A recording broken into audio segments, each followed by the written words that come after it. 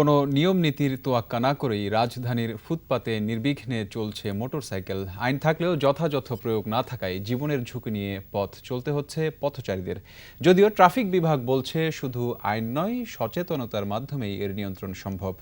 আলমগীর হোসেনের ক্যামেরায় রাকিব হাসানের ধারাবাহিক রিপোর্টের প্রথম পর্ব আজ। প্রতিনিয়ত ট্রাফিক আইনকে বৃদ্ধাঙ্গুলি দেখিয়ে রাজধানীর ফুটপাতে এভাবেই চলছে মোটরসাইকেল।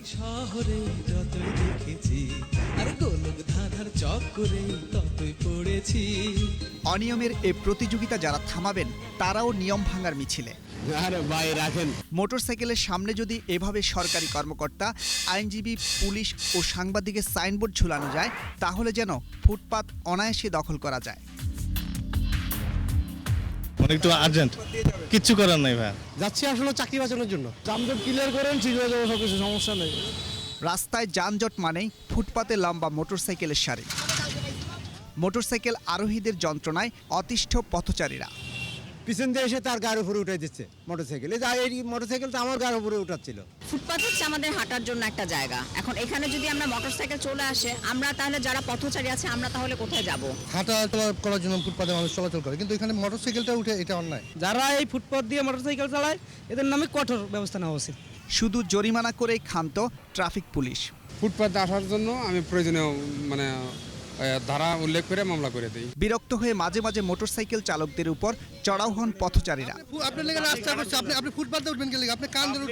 গত 5 বছরে অন্যান্য যানবাহনের সাথে পাল্লা দিয়ে রাজধানীতে মোটরসাইকেলের সংখ্যা বেড়েছে ব্যাপক হারে। 2014 সালের জানুয়ারি পর্যন্ত ঢাকা শহরে বৈধ মোটরসাইকেলের মোট সংখ্যা 3,06,638টি।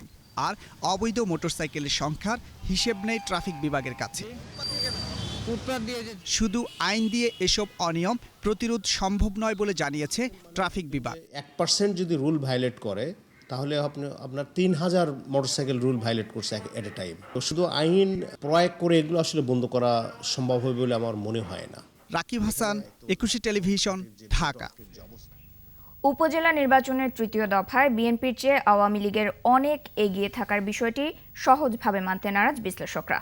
তারা বলছেন এই ফল স্বাভাবিকভাবে ধরা যেত যদি আচরণবিধি লঙ্ঘন এবং সহিংসতার বিরুদ্ধে প্রয়োজনীয় ব্যবস্থা না নেওয়া সহ নির্বাচন নিয়ে বিভিন্ন প্রশ্নের সৃষ্টি না হতো। তবে নির্বাচনে প্রভাব বিস্তারের অভিযোগের তীব্র বিরোধিতা করে সরকারি দল বলছে নির্বাচনে জনগণের প্রকৃত রায় প্রতিফলিত হচ্ছে। রিপোর্ট করছেন মঞ্জুরুল আলম পান্না।